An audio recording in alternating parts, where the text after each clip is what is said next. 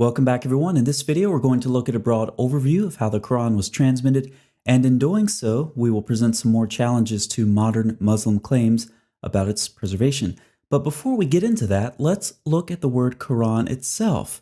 Many Muslims want to insist that the word means recitation. First of all, Quran means recitation. فإذا قرأناه فاتبع قرآنه.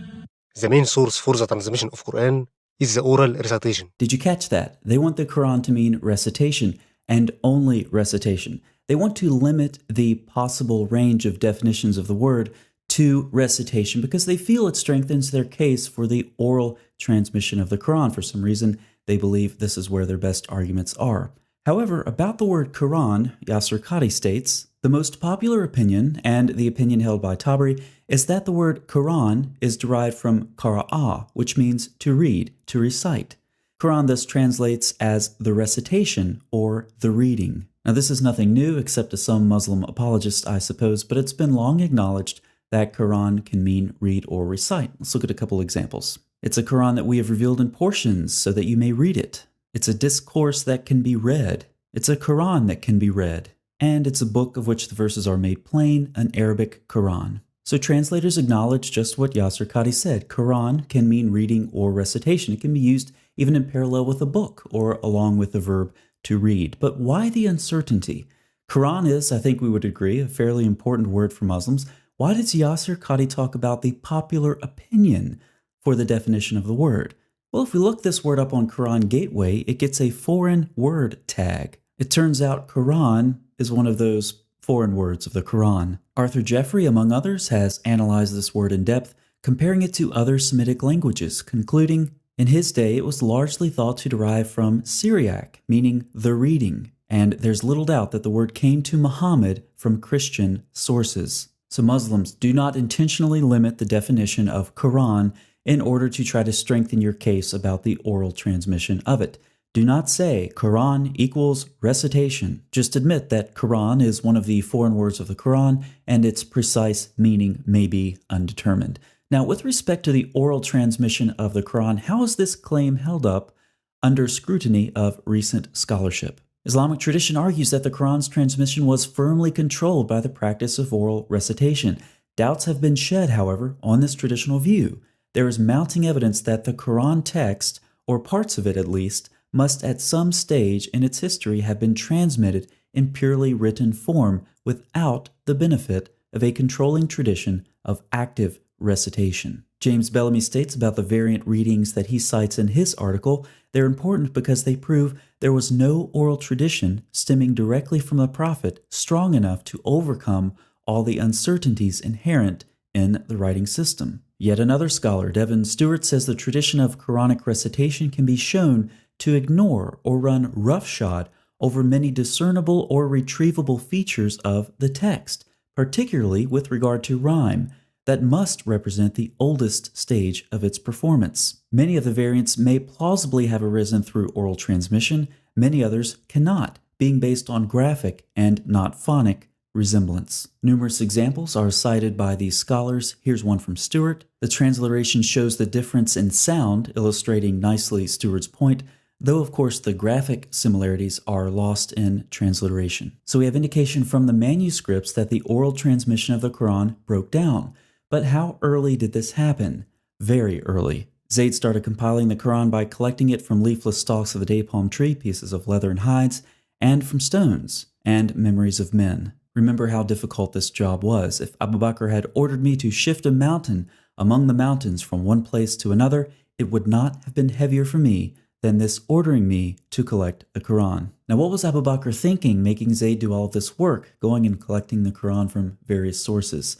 If the Quran was so well preserved in the memories of Muslims, then the Caliph should have just called 2 or 3 reciters, have them sit down at a table, they recite, Zayd writes. It's as simple as that. The only problem that Zayd should have had was a tired hand from all of that writing, but that's not the case. He had to go collect the Quran from various sources, some of them written. So we have indication from the Muslim sources themselves that within about a year after Muhammad's death, the oral transmission of the Quran had already broken down. Now we all know that the standard Quran comes from the Hafs recitation.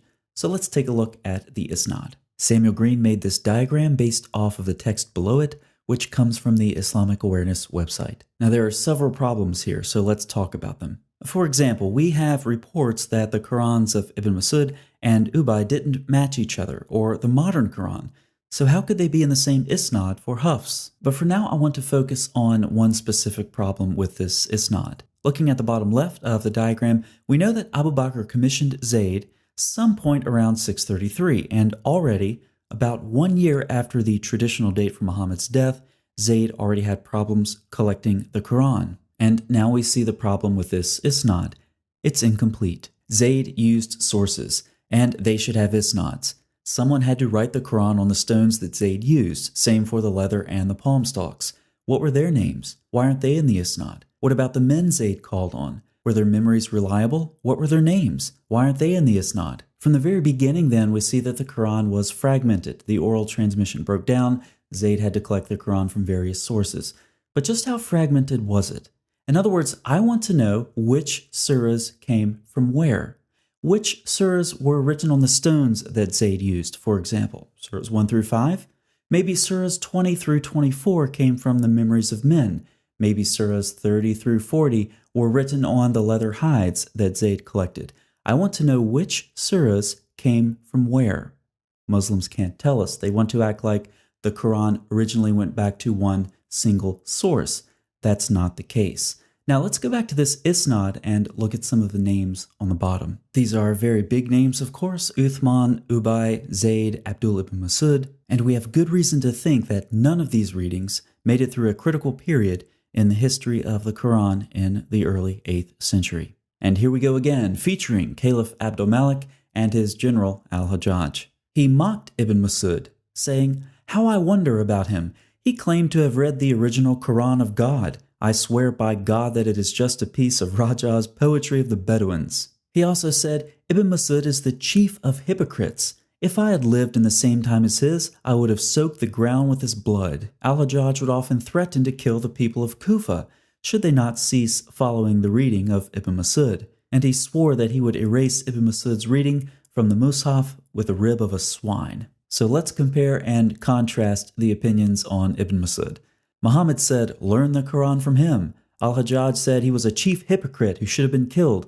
"I would have soaked the ground with his blood. I would erase his reading with a swine's rib, and I'll kill you if you follow his reading." Oh, and by the way, Muslims, I already know every source I cite in this video that you don't like is weak, and you will reject it. So go ahead and post more of those ad hoc responses in the comments section below. Now, as we discussed previously, Al-Hajjaj made his own recension of the Quran and destroyed competing readings. But his destruction was not limited to public property like the case of Uthman, but rather included both public and private property. Al-Hajjaj was thorough, if nothing else. Remember all of those very important names that we saw at the bottom of the Isnad? As for the fate of the Codex of Ubay, the well-known Quran reader, Khalaf bin Hisham, speaks about the existing codex with skepticism.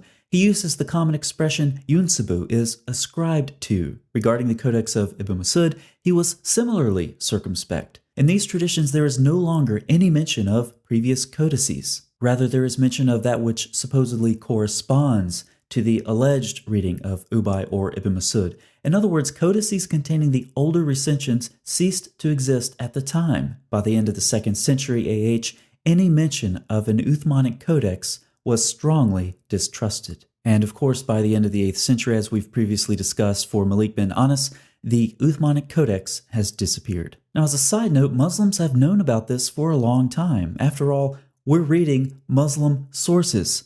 Yet, what have Muslims been telling the rest of the world?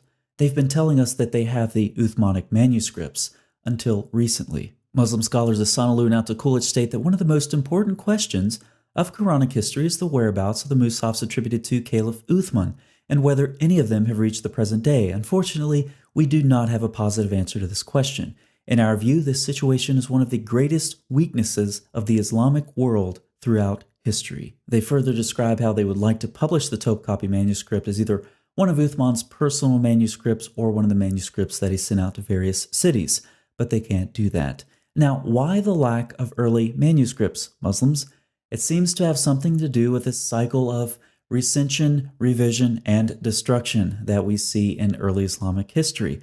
Uthman revised the Quran, then destroyed his sources. Al-Hajjaj revised the Quran and then destroyed competing readings. Now, what about Al-Hajjaj's Quran? What happened to that? Well, thankfully, when the Abbasids took over, they seemed to largely want to take credit for the Umayyads' work. So Al-Hajjaj's manuscript was given some mercy. As regards the Musahif of Al-Hajjaj, the Abbasids similarly attempted to replace them. In one such tradition, the third Abbasid Caliph, Al-Mahdi, permitted the sending of one more Musahif to Medina after the Musahif of Al-Hajjaj had been replaced. It was not destroyed, but rather put in a box on the side. It is also likely that the other codices in the major cities were no longer in use. So let's take all of this information back to our Isnad. We have reports of all of these early readings being eliminated or prohibited by penalty of death in some cases. None of these readings appear to make it past Al-Hajjaj. As we saw, Hajjaj carried out an extensive Quranic destruction campaign, even more so than Uthman before him. The things that happened in the turmoil of attempting to standardize a Quran in the first Muslim century actually undermined the contributions of the various authorities on which this incomplete Isnad chain rests. Now, maybe you're thinking there's no way the Caliph and his general could establish their own standardized reading and destroy the other readings. Two things. Number one, the Islamic world was not so large and stable at this point as the Islamic traditions tell us. Number two, think about what happened in 1924. In the early 20th century, the shape of the Quran would have seemed anything but clear. In fact, the Egyptian government was motivated to begin the project that will lead to the Cairo Quran edition due to the variants found in the Quranic text that they had been importing for state schools. It's at this point that they standardized the Hafs version and destroyed the variant Qurans by sinking them in the Nile River. Through the following decades, this Quran quickly became the standard reading throughout the Muslim world. If Egypt could do this in 1924, why not Al-Hajjaj in the early 8th century? Now let's look at some additional problems with Hafs. There is no unanimity over its precise shape. 4 different lines of transmission are claimed for it, and discrepancies abound in the various texts claiming to transmit it. And when it comes to discrepancies or differences within various Qurans, most Muslims simply do not have a mental framework to process such a concept. Perfect preservation has been drilled into their minds so much that they can't think clearly about this topic. And so when most Muslims encounter differences or variants within different Qurans, they'll simply wave them off as ahruf or qira'at. So let's talk about these two terms. Let's start with ahruf. What are ahruf? I have absolutely no idea, but neither do you. By the 3rd century AH, there are 35 different opinions on this issue, and Suyuti listed over 40. Some even declare that the true meaning of the ahruf was known only to Allah, and to investigate this issue was futile. The problem is apparently Muhammad talked about ahruf, but he never actually described what they were, so Muslim scholars were free to speculate, and speculate they did. But modern Muslims know exactly what ahruf are. They're a convenient label to put on any variant in the Quran that you don't want to talk about. Let's move on to qira'at, where things are much more clear. Qira'at, or readings, are part of the history of the text, not its starting point. The idea of different yet equally canonical qira'at did not develop before the 10th century, when great divisions over the Quranic text led Ibn Mujahid, among others, to sponsor this regulatory concept. He argued that there are 7 equally valid qira'at. Others argued for 10 or 14. The gradual acceptance was 7 qira'at, but that was generally accompanied with a caveat that each qira'ah has 2 versions. Effectively then, 14 different versions were considered equally authentic, only one of which was Hafs. Now, if any of this has been confusing for you, let me make it simple. The Quran has been perfectly preserved. If this were a book, we would now be in the appendices. Appendix 1, Text Criticism, Muslim Style. As discussed earlier, Muslims have claimed for a long time to have the Uthmanic manuscripts, but the 2 Muslim scholars I cited earlier said this is no longer the case. They also do a little text criticism. Let's look at some data points. As known by everyone interested in the subject, it has been claimed until recently that Topkapi was one of the copies attributed to Caliph Uthman. But it is neither the private Musaf of Caliph Uthman nor one of the Musafs that he sent to various centers. In our view, this situation is one of the greatest weaknesses of the Islamic world throughout history. there are over 2,000 instances where there is dissimilarity between the Topkapi and the Standard. They were going to make a critical edition of the Topkapi with the Tashkent manuscript, but it would not yield a healthy result. It was missing 2/3 of the text referring to the Tashkent and had been tampered with. The Topkapi is an excellent manifestation of Surah 15:9. We will guard it from all corruption. So let's put these together. The Uthmanic Qurans have been lost. There are over 2,000 differences between the Topkapi and the Standard text. The Tashkent was excluded from the critical edition because of corruption. Conclusion: one of the greatest weaknesses of the Islamic world is also an excellent example of Allah guarding the reminder from corruption. Now take that conclusion that an excellent example of Surah 15:9 is one of the greatest weaknesses of the Islamic world, and add that to the rest of the content that we've discussed in this video. It really makes one ask the question, what would a bad example of Allah guarding the reminder look like? Now, take note of their methodology. They didn't want to make a critical edition between the Topkapi and the Tashkent because it would not yield a healthy result. Christians, once again, take note of their methodology. Anytime a Muslim brings up a variant reading to you in the New Testament, just say, I don't like that manuscript. It doesn't yield a healthy result, so we're just going to exclude it from the conversation. No, that doesn't work in the scholarly world. That only works in text criticism, Muslim style. Appendix 2, Non-Muslim Scholars and Quranic Manuscripts. This will be a short appendix. Muslims frequently criticize non-Muslim scholars for getting involved in the study of their religion, especially of their Quran. Now, why on earth would non-Muslims need to get involved with the study of the history, transmission, and text of the Quran? If you do not know the answer to this question, see Appendix 1. Appendix 3, the transmission of the New Testament meets the Quran's criteria for strong evidence over claims of oral transmission of the Quran. Within the context of a debt contract, the Quran states writing is more just in the sight of Allah and stronger as evidence, and more likely to prevent doubt between you. Allah doesn't trust Muslims to memorize a simple debt contract. About the Quran, Muhammad said, it escapes the hearts of men faster than a camel when it's released from its tying rope. If you've ever released a camel from its tying rope, let me know how fast that is in the comments section. Yet Muslims claim to have preserved the Quran faithfully in memory over centuries. The New Testament, by contrast, is preserved in writing, in New Testament manuscripts, as well as quotations and allusions to Scripture made by the patristic authors. The New Testament, ironically, meets the Quran's criteria for better preservation, for more reliable transmission than what Muslims claim about the Quran itself. Appendix 4, Allah will guard the reminders. We've already discussed Surah 15:9, and you can see I have two translations up for you. The first is Sahih International. It's concealing something. The Arabic does not say Quran in this verse. It says al-dhikra, the reminder. Now, why would some Muslims do this? Why would they translate Quran when Quran is not what's in the Arabic? I suspect it's to conceal an inconsistency. The prior revelations are all referred to by the same word. In context, it refers to the Torah in Surah 21:48 and 21:105, and to prior revelations in Surah 21:7. And notice in Surah 57:16, where the reminder is put on par with the scripture of old. So we see that the prior revelations are referred to as the reminder as well. And Allah said He would guard the reminder in Surah 59, yet Muslims claim that the other reminders have been corrupted.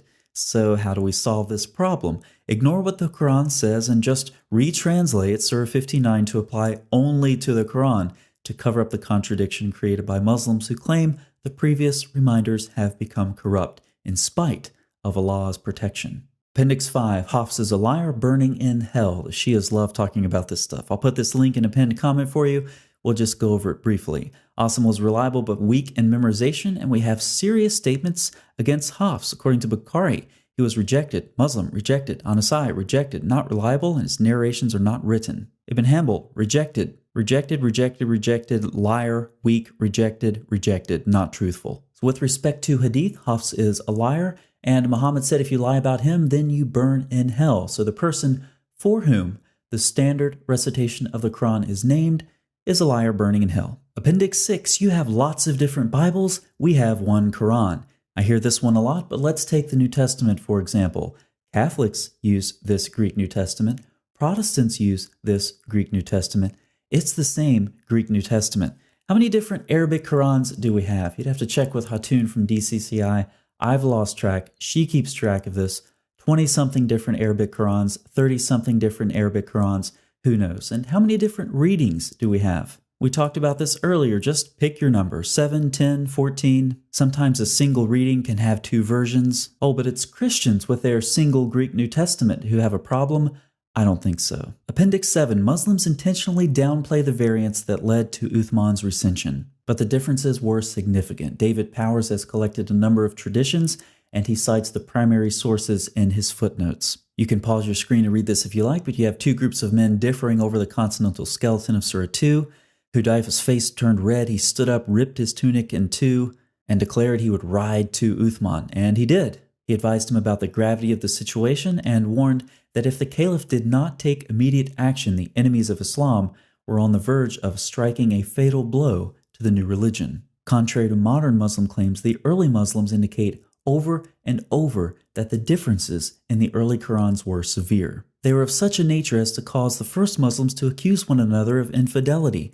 They brought Muslims to the verge of civil strife and were so serious that they could only be solved through the systematic destruction of all codices that did not conform to Uthman's. Muslims need to stop downplaying the fact that fragmentation, losses, significant variants, standardization, and destruction were part of the Quran's history from its earliest years. And finally, Appendix 8. Don't talk about the Quran, your Bible is corrupted. Have you ever noticed that many Muslims believe criticizing the Bible is the same thing as defending their Quran?